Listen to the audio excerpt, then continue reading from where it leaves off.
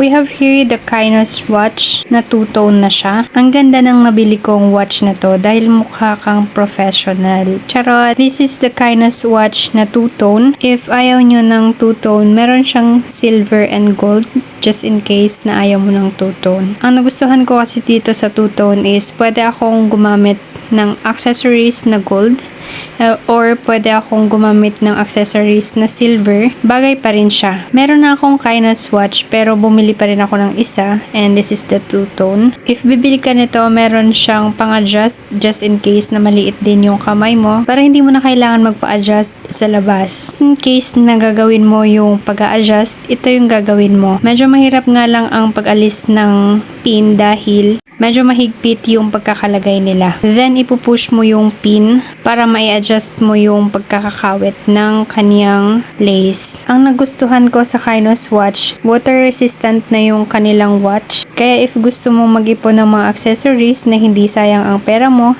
i-check out mo na to habang may stock pa sila, okay?